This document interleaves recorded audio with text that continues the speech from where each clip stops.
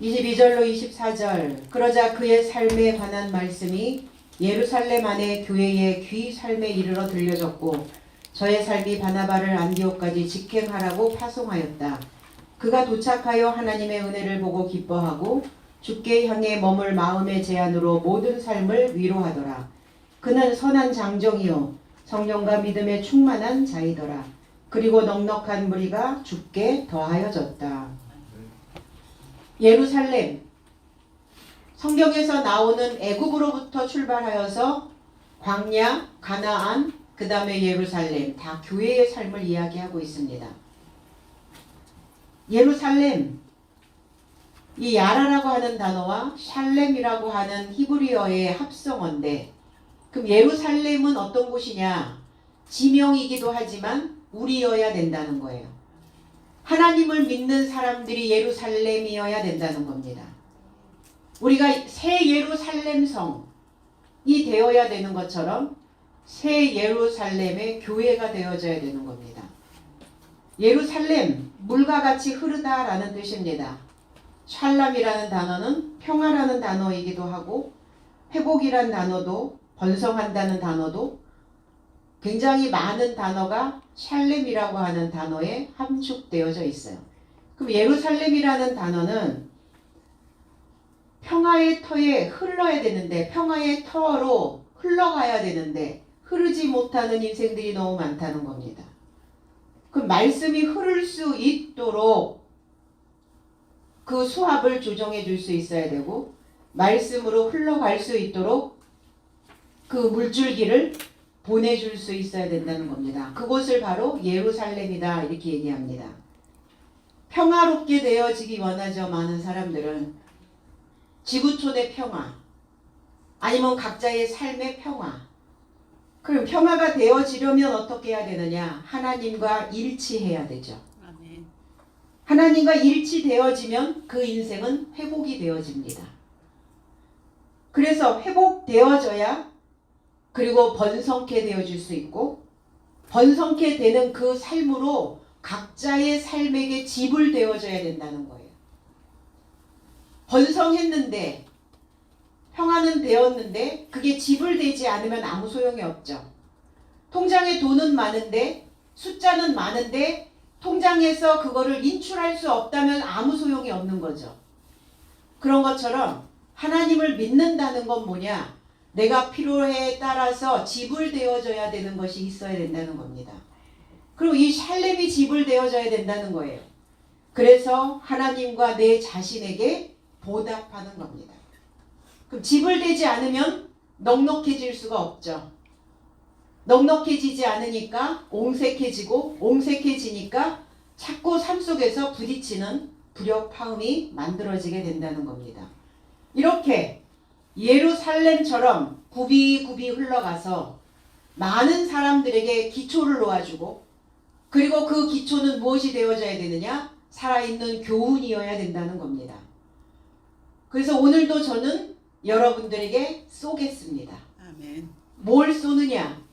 한턱 쏘겠습니다. 교훈으로 쏘는 겁니다. 아멘. 주님이 이 땅에 왜 오셨느냐? 한턱 쏘시려고 궁수가 돼서 오시는 거예요. 그래서 가득 채워진 나의 예루살렘으로 여러분들은 만나는 많은 사람들에게 늘 쏘는 궁수의 역할을 감당하시면 좋을 것 같습니다. 미가서 4장 2절에 곧 많은 이방 사람들이 모여가며 이르기를 오라 우리가 여호와의 산에 올라가서 야곱의 하나님의 전에 이르자 그가 그의 도를 가르치고 우리에게 가르치실 것이라 우리가 그의 길로 행하리라 하리니 이는 율법이 시온에서부터 나올 것이요 여호와와 말씀이 예루살렘에서부터 나올 것임이라. 이방 사람들이여 가며 이르기를 이방 사람들, 열방 사람들, 하나님을 알지 못하는 자들, 그들이 어떤 자느냐? 뒷전에 있는 사람들이라는 거예요. 이방인들이 누구냐? 하나님 뒷전, 내가 알고 있는 것으로 믿고 있는 자들, 내가 알고 있는 것만 펼치는 사람들, 그래서 항상 뒷전에 있는 사람들, 이 사람들을 이방이다 이렇게 표현합니다. 그럼 뒷전에 있는 그 생각으로 항상 고여 있겠죠. 흐르지 않고 있는 자들, 그리고 덩어리가 되어져 있는 사람들, 분산되어져야 되는데 분산되지 못하고 있는 사람들. 여호와의 산이 어디입니까? 높이 올라와 있는 곳을 우리는 산이라고 이야기합니다. 성막을 지을 때 물두멍과 번제단을 만들었어요. 높았겠죠. 번제단. 거기가 산입니다. 강대상, 여기가 산입니다. 서서 가르치는 자, 산입니다. 여러분들이 배움의 과정에 있을 때는 낮아져 있다가 평지에 있다가 배움이 채워지면 교훈이 쌓이면 예루살렘이 더하여지면 산이 됩니다. 그래서 많은 그 진리를 알고 있는 그 지식을 그 학문을 많은 사람들에게 보이는 거예요. 야곱의 하나님, 이삭의 하나님, 그 다음에 아브라함의 하나님, 아브라함과 이삭과 야곱, 늘 그 세대는 빠지지 않죠. 아브라함의 하나님, 이삭의 하나님, 야곱의 하나님. 야곱이라고 하는 의미는 발꿈치라는 의미를 가지고 있어요. 맨 끝부분이죠.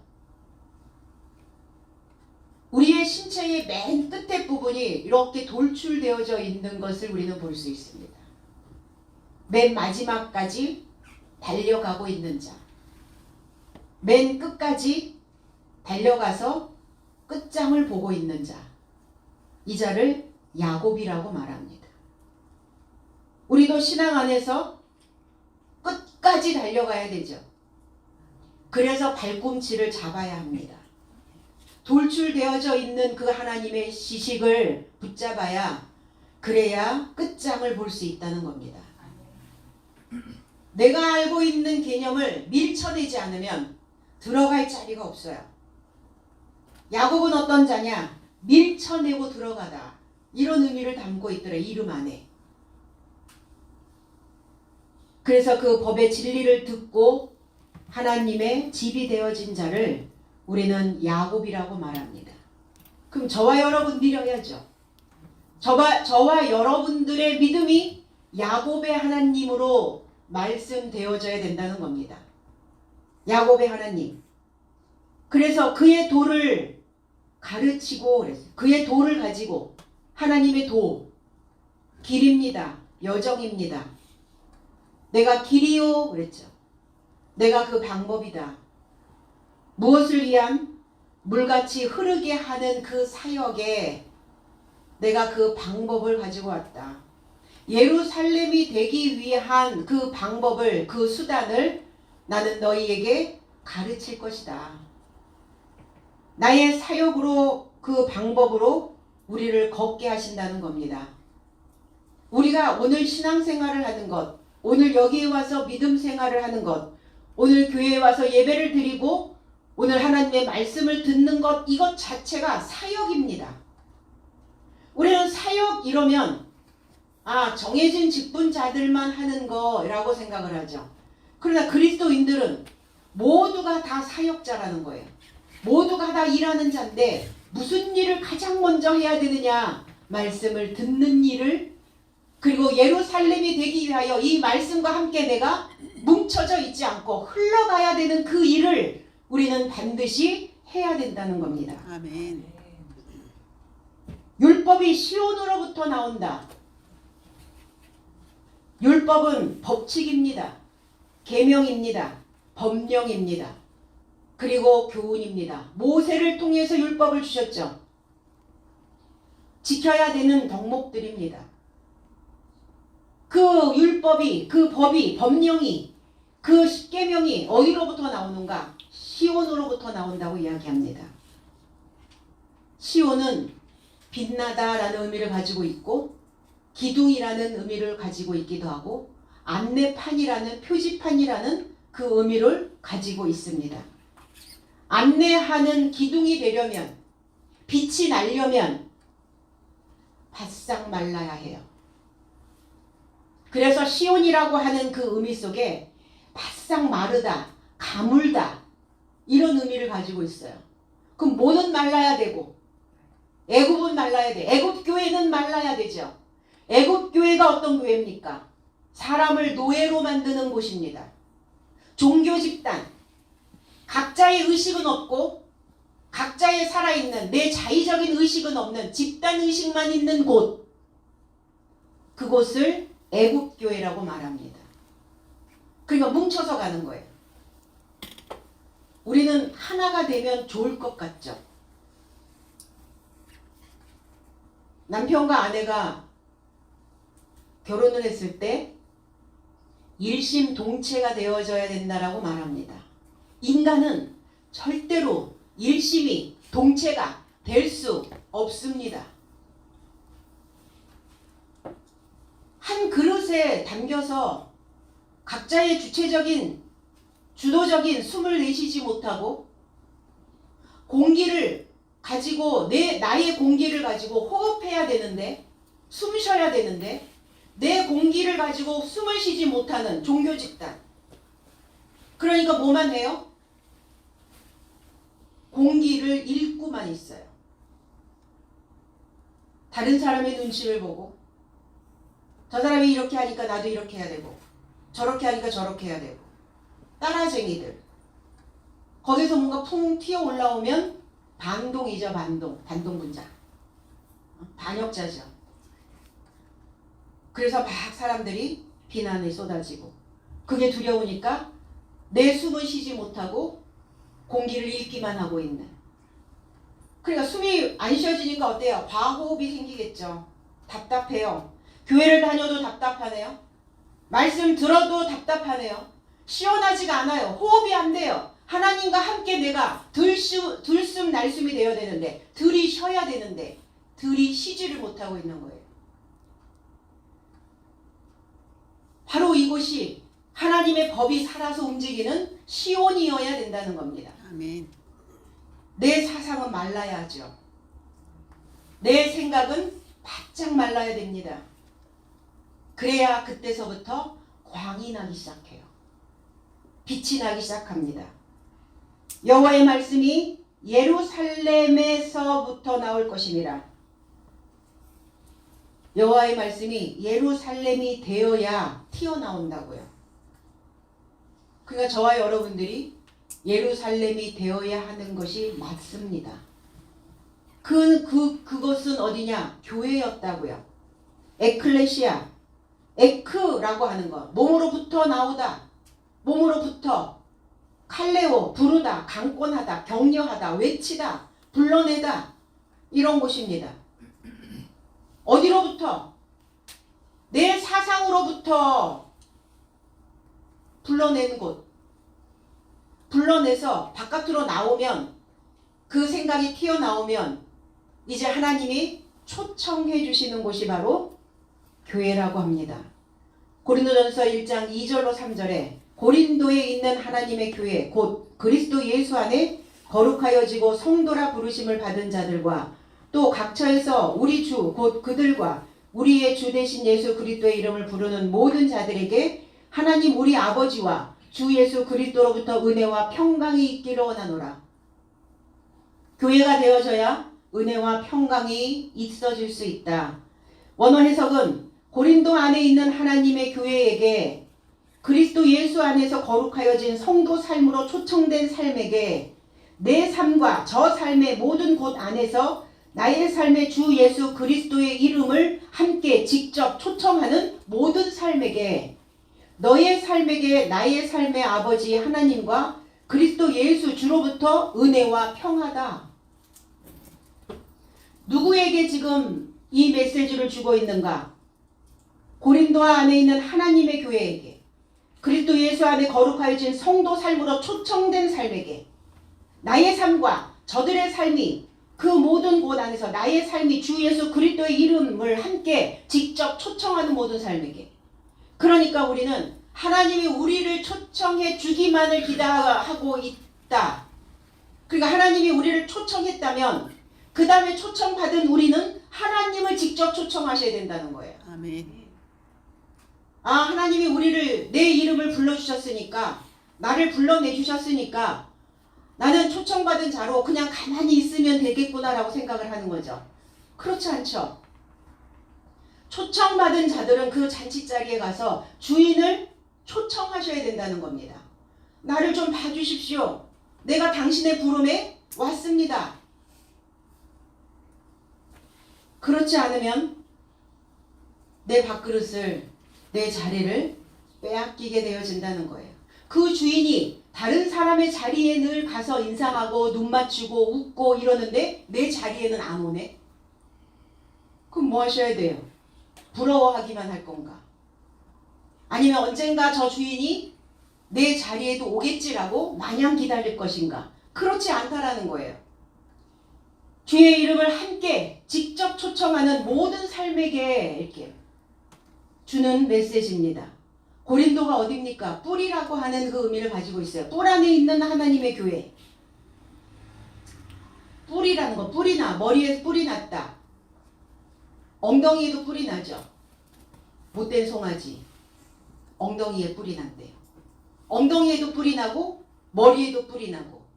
차라리 머리에 뿔이 나는 게 나아요. 엉덩이에 뿔이 나면 앉아있질 못해요.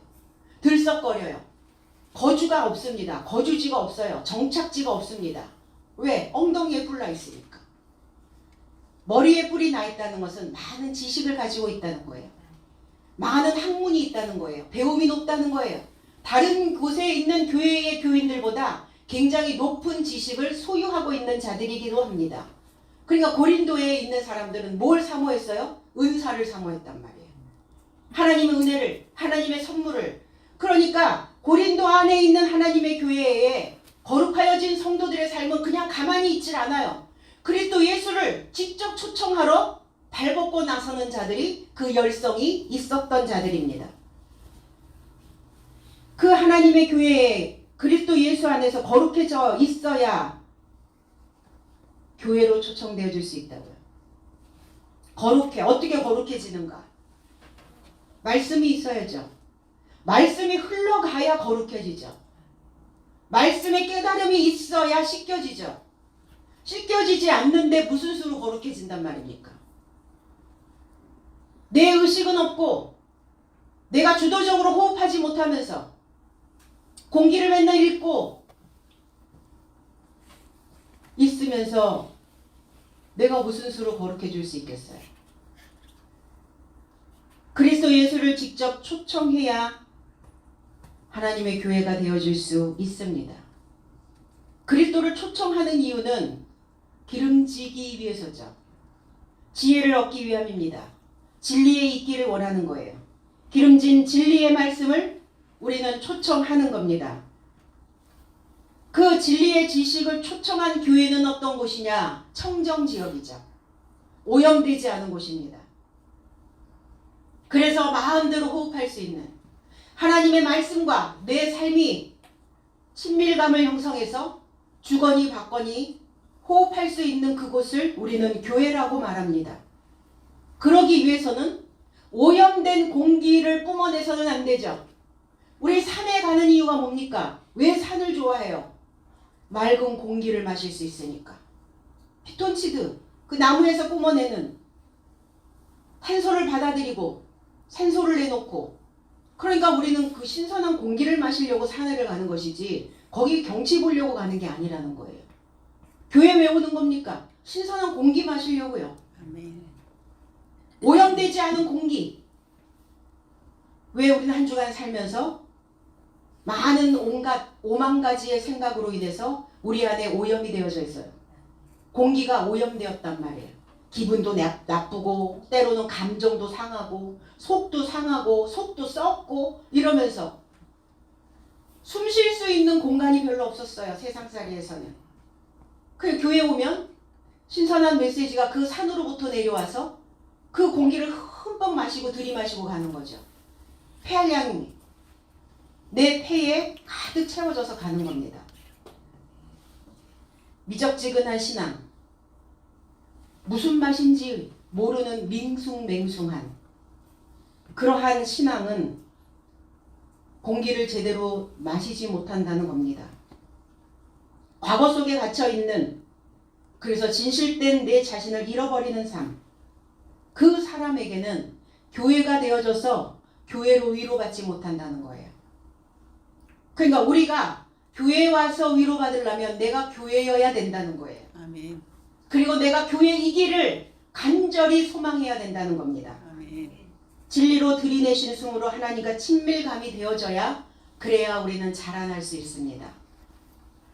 숲에 있는 산에 있는 나무들이 쭉쭉 뻗어 하늘로 올라가는 이유가 뭡니까? 맑은 공기거든요.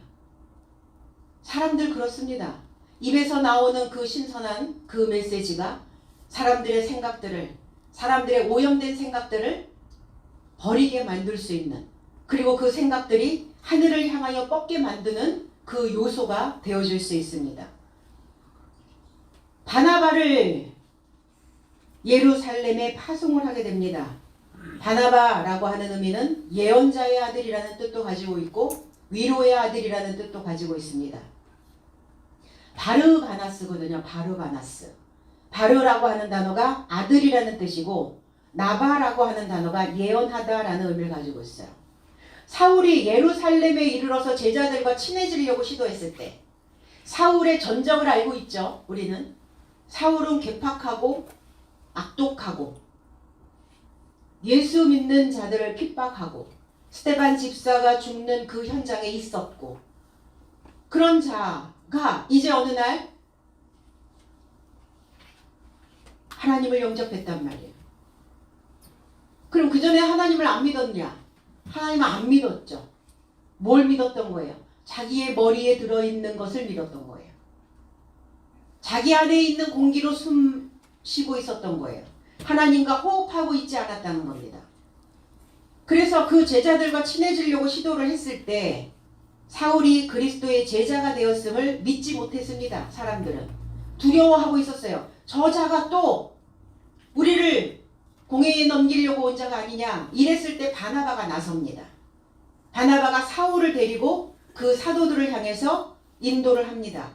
그리고 그가 사울이 길 안에서 어떻게 주를 보았는지, 주께서 그에게 전하신 것과 다메섹 안에서 어떻게 예수의 이름 안에서 그가 솔직하게 말하였는지를 사도들에게 지도를 합니다. 그러니까 바나바는 사울의 대변인이기도 했어요. 사울의 믿음을 증명해주는 증인이 되어줬다는 겁니다. 그러면 저와 여러분들도 우리의 믿음도 누군가 대변해줄 수 있어야 된다는 거예요. 아, 저 사람의 믿음 어떻게 믿었는지, 어떻게 흘러왔는지, 지금 어떤 상태인지, 저 사람의 믿음 믿을 만한가, 신뢰할 만한가, 누군가 나의 믿음을 소개해 줄 수 있어야 된다는 겁니다. 이 사람의 길이 옳았다는 것을 증명해 줄 수 있도록 우리는 사람과 사람과의 관계 속에서 신뢰감을 만들어야 될 줄로 믿습니다. 예루살렘으로부터 안디옥까지. 안디옥은 어떤 곳이냐? 안디옥은 전투 지역입니다. 무엇의 전투? 내가 내 것을 고수하고 할 것인가? 내가 하나님을 믿는데 내가 알고 있었던 그것을 지키고 갈 건지, 아니면 새로운 것들을 받아들여야 되는 것인지, 소리와 소리의 전쟁이 있는 곳, 그곳을 안디옥이라고 말합니다. 병거, 전사. 그럼 왜 전쟁 용어잖아요. 전쟁터라는 거예요. 그 전투 지역으로 바나바를 보내게 됩니다. 어떻게 보내냐? 그냥 가라 이게 아니라 파송. 그리고 어떻게 보느냐? 직행. 여기서 보내다라는 엑시포스텔로라고 하는 이 단어는 사명을 주어 파송하다. 그러니까 어떤 직무를 주는 거예요. 급히 설치하다. 그 급하죠. 전쟁터니까. 그 소리를 가지고 갑니다. 무기가 뭐겠어요? 우리가 이 전쟁터에서 뭐가 무기가 되겠어요? 소리입니다. 분명한 소리를 내게 할 수 있느냐? 분명한 소리를 내지 못하느냐? 분명한 소리를 낼 수 있도록 가르침을 받은 자는 전쟁에서 이깁니다. 분명한 소리를 가르치지 못한 자는, 그 가르침을 받지 못한 자는 전쟁터에서 지는 거예요. 그래서 싸우고 나서 잠이 안 오죠. 내가 그 말도 했었어야 되는데 말이야. 아, 내가 그 말을 해야 되는데 왜 그 말이 생각이 안 났지 그때는? 그 억울해지는 거예요. 할 말을 못했으니까. 소리를 못 냈으니까. 그런데 내가 하고 싶은 말 다 하고 왔어. 억울할 거 없죠. 그게 승리자죠. 그러니까 바나바는 그 전쟁터에서 시달리고 있는, 소리로 인하여 시달리고 있는 그들을 향하여 직행합니다. 저가 이르렀어요. 도착했습니다. 히브리서 9장 11절에 그리스도께서는 장래 좋은 일의 대제사장으로 오사 손으로 짓지 아니한 것 곧 이 창조에 속하지 아니한 더 크고 온전한 장막으로 말미암아 그랬어요. 원어 해석은 그래서 그리스도께서 기대하는 선한 삶의 대제사장으로 더 크고 손으로 짓지 아니한 완전한 장막으로 인하여 도착하였으니 이는 이 창조에 속하지 아니한 것이요 그랬어요. 대제사장으로 오사, 대제사장으로 보냄을 받았는데 일을 얻는데 어떻게 일을 얻느냐? 장막으로 인하여 도착하셨다고요. 장막으로 오셨다고요. 집으로 오셨다고요. 성전으로 오셨다고요. 원어 해석에서는 기대하는 선한 삶의 대제사장으로, 개역 성경에서는 장래 좋은 일의 대제사장으로, 다르죠. 장래의 좋은 일의 대제사장으로 이르는 게 아니에요. 기대하는 선한 삶의 대제사장으로 오셨다고요. 뭘 기대할 건가? 우리가 하나님을 믿으면서 뭘 기대하고 사시죠? 오늘 하루하루 내가 살아내고 있으면서 나는 나 자신에게 뭘 기대하며 살고 있죠? 기대가 1도 없어요? 기대가 없어요? 기대감이 없습니까? 죽은 자죠. 아무 기대가 없어. 나는 나 자신에게도 하나님에게도 기대가 없어. 그냥 주어진 시간을 맛보며 갈 뿐이라 그건 산자가 아니라는 겁니다. 기대할 수 있도록 오셨다고요. 그런데 손으로 짓지 아니한 완전한 장막, 그것으로 인하여 이르르셨다고, 도착하셨다고요. 그리고 이 창조에 속하지 아니한 것, 이 창조는 첫 아담의 소속이 아니라는 거예요. 첫 아담으로 창조하셨던 그 창조에 소속되어 온 것이 아니라 완전한 장막으로 인하여 도착하셨다. 그러니까 다 완성돼서 오셨다고요. 집이 오셨는데 다 완성된 집으로 오셨다고요. 그러니까 우리는 표본이 있으니까 집을 어떻게 지을 것이냐, 내 인생의 장막을 어떻게 세울 것이냐, 그리스도 예수를 보시면 된다는 거예요. 아멘. 그 첫 것을 버려야 완전한 장막이 될 수 있습니다. 완전한 지혜의 지식으로 지은 장막에 도착하십니다. 도착하였나?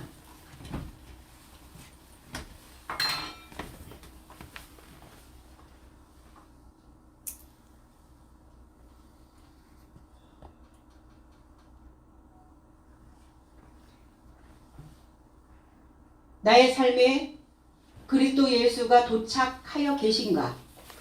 아니면 아직도 멀리 계신가? 그리스도 예수께서 온전한 장막으로 잘 도착하여 있다면 우리가 그동안 믿은 그 세월들 속에서 분명히 우리의 이름이 바뀌어져 있어야 됩니다. 아멘. 어떤 이름으로? 둘째 아담으로. 변화된 삶으로. 그럼 우리가 살아가면서 우리 일상생활에 그리스도 예수께서 순간순간 잘 도착하고 계신가? 말씀은 지금 중간에 잘못 배송이 되지 않고 나의 집까지 지금 말씀이 잘 도착하고 있는가? 분명히 여기서 나는 배송을 했는데 여러분들의 집에 안전하게 지금 잘 도착하여 있는지 확인하셔야 된다는 겁니다. 우리는 한때는 헤맸던 적도 있어요. 방황하며 살았던 시절도 있었습니다. 헤매고 돌아왔어도 그러나 지금은 잘 도착해 있어야 합니다. 난 잘 도착해 있다고 나 자신에게 긍정 확언, 그 말을 자신 있게 해줄 수 있기를 바랍니다. 하나님의 은혜, 선물이죠. 카리스라고 하는 단어, 선물, 그리고 감사, 호의가 있는, 그리고 가치가 있는. 은혜는 뭐냐? 하나님의 선물이라는 겁니다. 갈라디아서 5장 4절에 율법 안에서 의롭다함을 얻으려 하는 너희는 그리스도에게서 끊어지고 은혜에서 떨어진 자로다. 은혜가 떨어졌어, 이렇게 얘기하죠. 그 은혜를 받았는데 은혜가 떨어진 건지, 아니면 처음부터 은혜는 없었는 건지.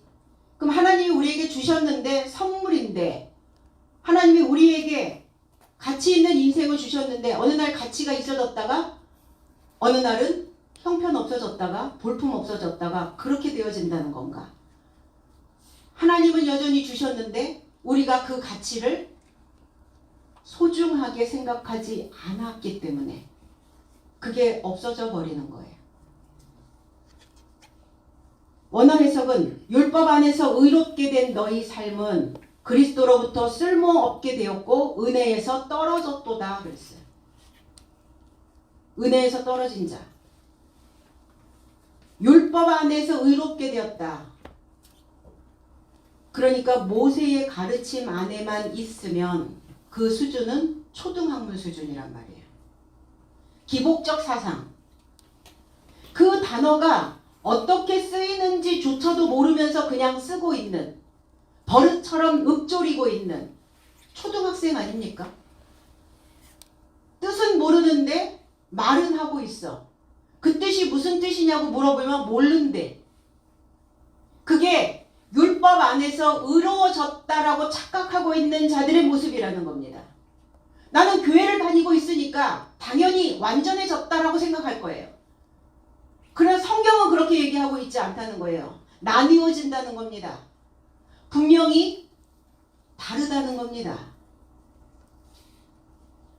그리스도로부터 인정받지 못해서 그 은혜에서 탈락돼 버리는 거예요. 벗을 탈, 떨어질 락, 이게 탈락. 하나님을 벗어버리는 거예요. 말씀을 벗어버리는 겁니다.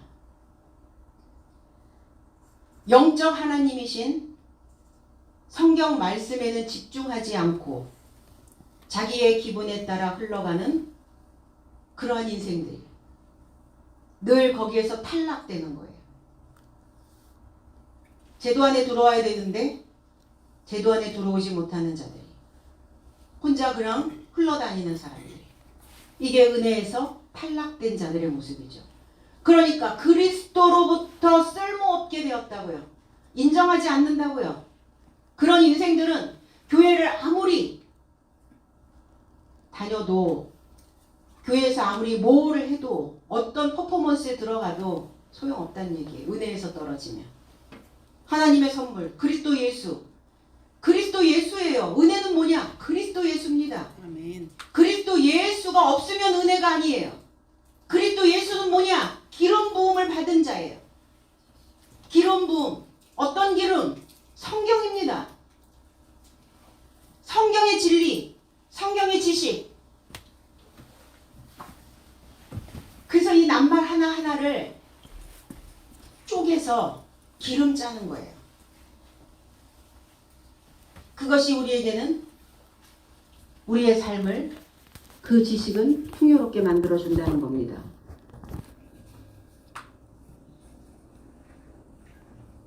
그리고 기뻐하라. 기뻐하였다고요.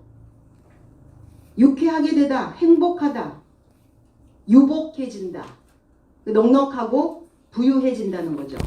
마태복음 18장 13절로 14절에는 진실로 너에게 이르노니 만일 찾으면 길을 잃지 아니한 99마리보다 이것을 더 기뻐하리라.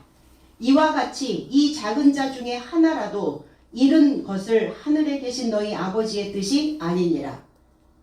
원어 해석은 그리고 만일 그것을 발견하게 되었으면 미혹되지 않은 99 삶의 접함보다 그것에 접해 더욱 기뻐한다는 것을 진실로 나는 내 삶에게 말한다.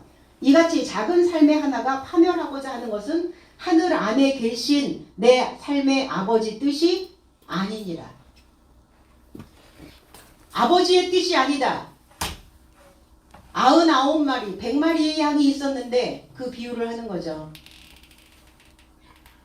종교 지도자들에게 하는 메시지입니다. 99마리의 양이, 100마리의 양이 있었는데 거기에서 한 마리가 미혹되었다고요. 그래서 산에 접하여 99을 두고 그 한 마리를 찾으러 나서는 것이 지도자로서 마땅하지 않느냐.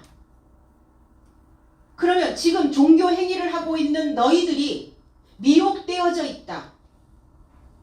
은혜에서 지금 떨어졌다. 그리스도 예수로 인한 그 새로운 지식에 들어가지 않고 있다. 미혹된 자들이라는 거예요. 그러니까 그리스도 예수는 그 작은 자 하나라도 파멸시키려고 온 것이 아니라 그들을 다 아버지의 뜻 안에 두게 하기 위한 그 사역을 하러 나는 온 것이다. 하늘 안에 계신 내 삶의 아버지 앞에 뜻이 아니다. 99은 산에 접하여 있다고요. 이미 99잖아요. 99이면 9라고 하는 단어가 연락하다, 응시하다. 이미 하나님께로부터 응시된, 하나님이 응시하고 있는, 하나님께 연락된 부유한 자들입니다. 그리고 또 응시하는, 부유함으로 연락되어 응시되고 있는 그 99이 중요한 게 아니라 미혹된 그 하나 되어져야 되는 자. 한 몸이요, 한 주요, 한 성령이요, 한 세례요, 한 하나님이요. 한 하나님을 믿어야 되는, 하나 되어져야 되는, 성경을 이해하지 못해서 하나님의 능력도 이해하지 못해서 미혹되었다. 이렇게 말씀하셨거든요. 미혹된 이유가 뭐냐? 너희들이 성경을 이해하지 못하기 때문에. 미혹되는 이유가 무엇이냐? 방향을 잃어버리는 이유가 무엇이냐? 헤매는 이유가 무엇이냐? 하나님의 능력을 이해하지 못하기 때문에. 그러니 그를 찾아서 성경을 가르쳐서 그들이 살아있는 책이 될 수 있도록, 거룩한 책이 될 수 있도록 변화되는 그 자신을 보고 내가 이렇게 생각이 바뀌고 있구나, 이렇게 달라지고 있구나 라는 것을 보며 하나님의 능력을 이해할 수 있도록 이끌어내야 된다. 작은 자, 바울은 작은 자라고 이야기합니다. 미혹되었어요. 사울이었습니다. 하나님께서 그 사울을 찾지 않으셨으면, 그 작은 자를 찾지 않으셨으면, 그랬으면 그는 그냥 미혹된 채로 신앙생활을 했을 겁니다. 그러나 그 자를 찾는 것이 하나님의 뜻이다. 하나님과 하나 되어져야 하는, 그래서 그를 찾아서 그들의 삶을 경작하기 위함입니다. 경작을 해줘야 된다는 겁니다. 내 안에서 하나 되지 못하고 있는 생각, 하나님과 하나 되지 못하고 하나님과 일치되지 못하고 내 삶은 내 삶대로, 신앙은 신앙대로 따로따로 놀고 있는 그 하나를 찾으셔야 된다는 거예요.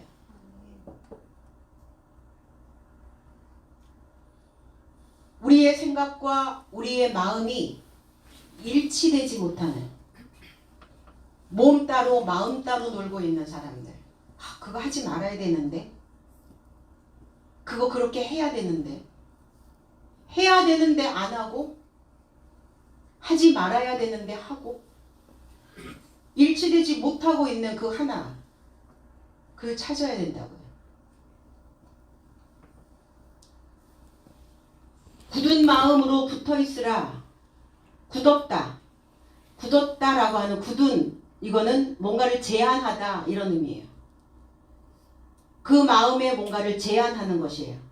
뭐 할 수 있도록? 남아있을 수 있도록. 계속 하나님의 말씀을 통해서 너희들의 신앙이 유지되어질 수 있도록 제한하고 있는 겁니다. 붙어 있으라는 게 있어라. 굳은 마음으로. 어떻게 굳은 마음으로 붙어 있을 수 있어요? 그게 아니라 바나바는 제한하고 있는 겁니다. 뭔가를 제시해주고 있는 겁니다. 신앙생활은 이렇게 해야만 하는 것이야. 말씀은 이렇게 하는 것이야. 우리가 하나님을 믿는다는 것은 이거야. 그렇다면 너희들은 이렇게 해야 되지 않을까? 뭔가를 지금 우리의 신앙에 제시하고 있는 겁니다. 붙어 있으라고 권하니 그랬어요. 권했다. 파라칼레오. 가까이서 초청하다라는 의미를 가지고 있고 위로하다라는 의미를 가지고 있어요. 이 단어에서 파라클레토스라는 보혜사 성령이 나오죠. 위로자입니다. 신앙에 대한 말씀에 대한 그것을 분별할 수 있도록 그걸 제시해 주면서 그들을 말씀으로 위로하고 있는 겁니다. 바나바는 착한 사람이라 그랬어요. 착한, 이 아가도스라고 하는 단어는 착하다라는 단어가 아니라 선하다라는 단어입니다. 선한 사람, 선한 남자, 선한 남편. 이 아네르라고 하는 단어는 장성하다라는 의미를 가지고 있어요. 장정이라는 거예요. 컸다는 겁니다. 선한 장정. 그러면 선한 장정의 삶은 누구냐? 사도죠. 다 익어서 완성된 자들입니다. 사도들은. 그래서 자기의 생각으로부터 자기의 본성의 사상으로부터 분리되어져서 나온 자. 사도입니다. 고린도전서 13장 11절의 원어 해석은 내가 미수가로 있을 때에는 미수가처럼 말하더니 미수가처럼 생각하더니 미수가처럼 계산하더니 그러나 장정이 되었을 때는 미수가 삶을 폐지한 것이다. 장정이 됐다는 거, 장성한 자가 됐다는 거, 미수가의 삶을 폐지시켜버리는 거예요. 완전히 없애버리는 겁니다. 내 삶 속에서. 어린아이와 같아. 저 사람 어린애 같아. 동심이 아니라는 거죠. 순수하다는 이야기를 그렇게 하는 게 아니죠. 어린애 같아 라는 단어는 미숙하다는 거예요. 덜 컸다는 거예요. 성인이면 성인의 생각을, 상황을 보고 분별을 해서 그때그때 대처할 수 있는 능력이 만들어져야 되는데 어린아이처럼 행동한다는 거예요. 미숙하다. 생각이 미숙해. 이렇게 표현을 하죠. 그래서 우리는 그리스도에게까지 자라야 된다. 이렇게 표현하고 있습니다. 성령과 믿음이 진리와 그리스도 예수로 인하여 자라나야 된다. 거기에 충만한지라 그랬어요. 충만한 자. 플레레스라는 단어죠. 가득 차다, 덮이다, 영향을 주다, 공급하다 이런 뜻을 가지고 있어요. 디모데후서 4장 5절에 그러나 너는 모든 일에 신중하여 고난을 받으며 전도자의 일을 하며 내 직무를 다하라. 원어해석은 그러나 너는 모든 삶에 침착하라. 고난을 받으며 전도자의 일을 행하며 너의 직무를 채워라 그랬어요. 충만한 자가 어떤 자냐? 영향을 끼치는 자입니다. 바나바는 어떤 자냐? 영향을 끼치는 자입니다. 바나바는 어떤 자냐? 자기의 직무를 채운 자입니다. 내게 맡겨주신 그 직무를 채워주는 자가 충만한 자다라고 표현합니다. 채워져야, 가득 채워져야. 그럼 한 번 채워지면 끝이냐? 그렇지 않죠. 끊임없이 공급되어진다는 겁니다. 떨어지지 않도록, 바닥나지 않도록, 은혜에서 탈락되지 않도록 그리스도 예수가 항상 공급되어지는, 하나님을 믿는 사람이다라는 그 생각으로 항상 제공되어지는 그 충만한 자라고 표현합니다. 저와 여러분들의 직무가 뭡니까? 성도입니다. 성도. 거룩한 자들입니다. 하나님의 교회가 되어져야 되는 자들입니다. 그러니까 하나님의 교회가 되어지고 거룩한 삶이 되어지고 그리고 나 자신에게 말씀을 제공해주고 말씀을 제시해줄 수 있는 제사장으로서의 그 직무가 채워져야 된다는 거예요. 그 직무가 채워지지 않은 자를 직무유기죄라고 얘기합니다. 그래서 채워져서 나의 달려갈 길을 마치는 겁니다. 선한 군사로. 우리 군사로 훈련을 받아야 되기 때문에 고난인 거예요. 힘든 겁니다. 그냥 이렇게 왔다 갔다 하면 좋죠. 그럭저럭 그냥 시간 때우면서 왔다 갔다 신앙생활 하면 고난받을 게 뭐가 있겠어요? 뭐가 고난이겠어요? 고난받을 게 아무것도 없어요. 삶 속에서 일어나는 육체적인 일들, 그건 교회 안 다니는 사람들도 다 그만큼은 감수하고 살아야 된다는 겁니다. 그럼 신앙 안에서의 고난은 훈련받는 자들의 모습이라는 거예요. 큰 무리가 더하더라. 큰 무리가 주의 수에 더하여도다. 크다. 넉넉하다라는 단어예요. 유능하다는 거예요. 숫자적인 의미가 아닙니다. 어떤 부피가 아니에요. 크다, 작다의 어떤 이런 의미가 아니라 넉넉한 자들을 이야기하고 있는 겁니다. 마태복음 3장 11절의 원어 해석은 실은 나는 내 삶을 회개에 이루고자 물 안에서 세례를 베푼다. 그러나 내 뒤에 오시는 이는 나보다 강한 분이시니 나는 그의 신을 운반하기도 넉넉지 못하니 그가 내 삶을 성령과 불 안에서 세례를 베풀 것이요 그랬어요. 세례 요한의 메시지입니다. 세례 요한이 나는 너의 삶을 회개에 이루고자 물 세례만 준다. 그러나 내 뒤에 오시는 이는 나보다 강한 분이시고 나는 그의 신반을 운반하기도 넉넉하지 못한 사람이다. 이렇게 표현합니다.